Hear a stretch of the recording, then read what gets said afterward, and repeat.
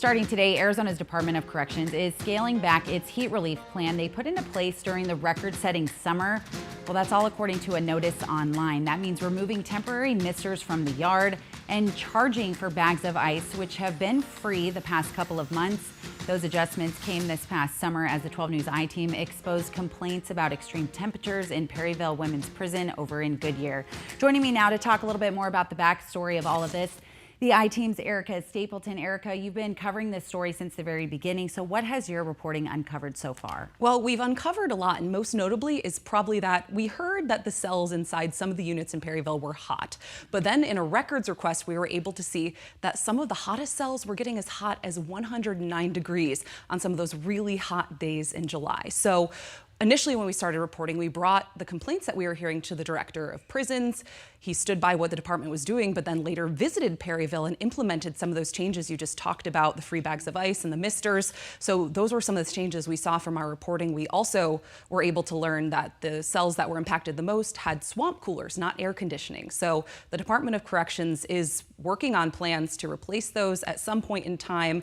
It's not exactly clear when they might be doing that. And they're also working towards next year, working on their heat relief strategy again, as we, in Arizona, we get those hot temps. I was going to say, anyone who's lived here long enough knows that a swamp cooler is not exactly a perfect alternative to air conditioning itself. How did you initially start reporting on this particular story? This actually started as a tip from a viewer. Someone wrote in saying they were concerned about the temperatures at Perryville, wondering if we could look into it, and we did. We started asking questions, we put in records requests, and indeed the inmates were right. What they were saying was that there were issues there. And when we started reporting, we did a series of reports over the summer. It was like a cascade of people reaching out to us, from people who had loved ones inside Perryville, to staff members, to other people who were just verifying that, yes, this is the case. There are some problems here, and we would love to see more being done about it. And we had seen that come in not only via email, but also some voicemails, some very distraught family members. Yeah, I had to keep out. A spreadsheet. It was dozens and dozens of people. So it really helped our reporting when we were able to hear what they were saying and really figure out how we can ask questions and what we need to ask. So, it's always worth investigating those viewer tips. Certainly, and I know we do a lot of vetting, you and the I-Team specifically, a lot of vetting to make sure that there is some substance there before diving into the story wholeheartedly. What's some of the reaction been like to the reports that you guys have put out for us? Well, as we said, we saw the Department of Corrections taking some action since we started reporting. The warden at Perryville, she actually stepped down amid our reporting. We were able to talk to her. She stood by what she was doing, but was critical of the department, saying she wishes more was done. And I do want to show you something that we received, if you're able to look at this.